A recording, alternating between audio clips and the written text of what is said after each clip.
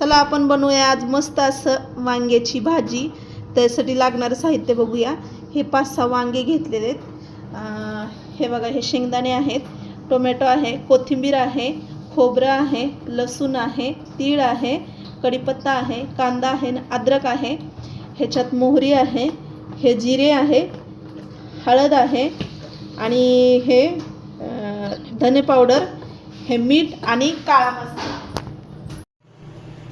हे बघा, आपण ना कढई गरम करत ठेवली. आता आपण शेंगदाणे भाजून घेऊया.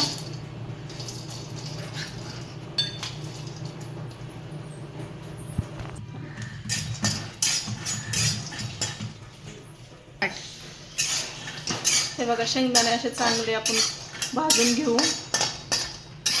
हे बघा, तर कढई ऑलरेडीच गरम झाली. त्याच्यात आपण तेल घालून घेऊया थोडंसं.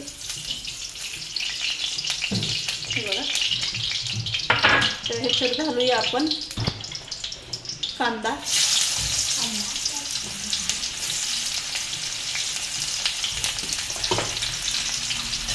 कांदा चांगला लाल होऊन घेऊया. एकच घेतलाय, कारण जास्त घेतला असं तर सारण जास्त होईल वांग्याचं, म्हणून.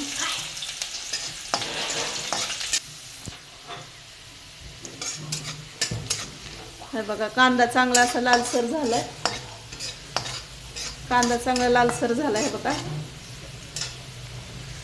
आता ह्याच्यात आपण खोबरं घालून घेऊया. खोबरं पण थोडंच घेतलंय आपण.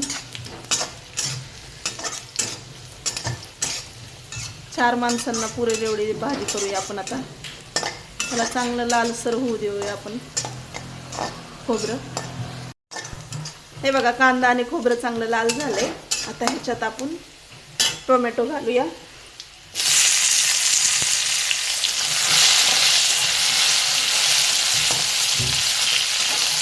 टोमॅटो पण थोडंसं ह्याला भाजून घेऊया. गॅस थोडा बारीक करते. करपू नाही द्यायचं, लालसर करायचं आपल्याला.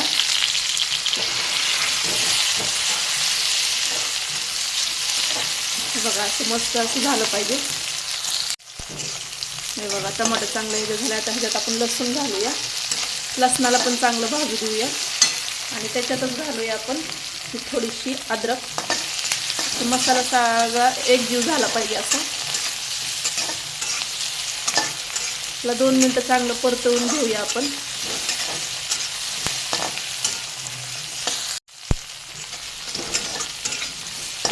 हे बघा, हे मस्त असे एकजीव झाले. आता ह्याच्यात आपण थोडेसे तीळ घालूया, कारण सगळ्यात शेवटी तीळ घालायचे होते. तीळ आधीच घातले ना करपून जातील म्हणून. हे बघा, त्याला आणखीन 2 मिनिटं हलवून घेऊया आपण.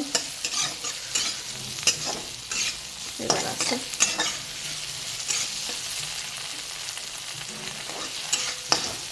सारखं हलवत राहिलं पाहिजे, नाहीतर करपल मसाला खाली. त्याच्यामुळे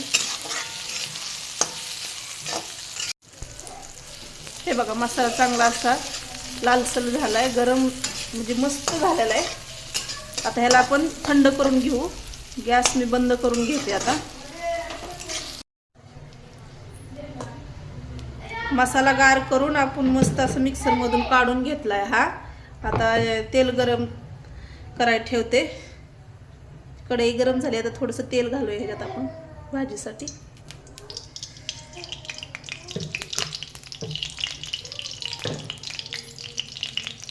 तेल गरम होऊ द्या. तेल गरम झालंय, त्याच्यात आपण जिरं टाकू. थोडंसं जिरं चांगलं तडतडू द्या. त्याच्यातच मोहरी घालून घेऊया आपण. आता याच्यातच कढीपत्ता घालून घेऊया आपण. हे बघा, जिरे मोहरी चांगली तडतडली. आता त्यात मसाला घालून घेऊया. सगळाच घालते.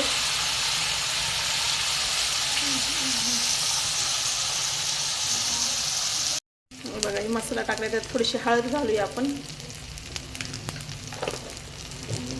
थोडेसे धने पावडर घालूया. थोडेसे घालू.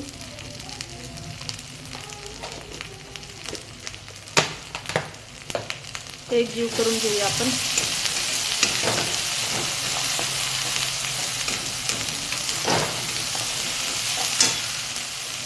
आता ह्याच्यातच घालूया आपण काळा मसाला थोडासा, जास्त नाही घालायचं. हे बघा मसाला असा चांगला एकजीव झालाय. हे तोवर भाजतोय, आणखी थोडं 5 मिनिटं भाजून घेऊ.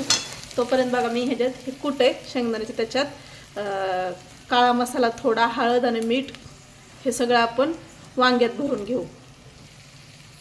हे बघा मसाला असा सगळा एकजीव झालाय.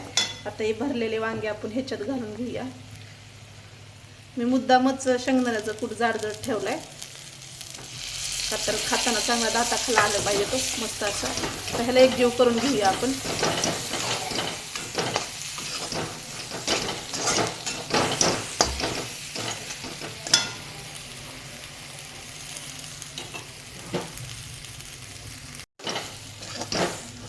हे बघा मसाला चांगला हा भाजलाय आणि वांगी पण एकजीव झाले त्याच्यात. तर आता हे आपण शेंगदाण्याचं कुटाचं पाणी घालून घेऊया. मीठ थोडंसंच घालायचं त्याच्यात, कारण मी शेंगदाण्याच्या कुटात घातलं होतं म्हणून. आणि गरम पाणी घालून घेऊया आणखीन. हे सगळंच घालून घेऊया गरम पाणी. हे बघा आता ह्याच्यात थोडंसं मीठ घालूया आपण. तर ह्याला शिजत घालूया, 10-15 मिनटं लागतील.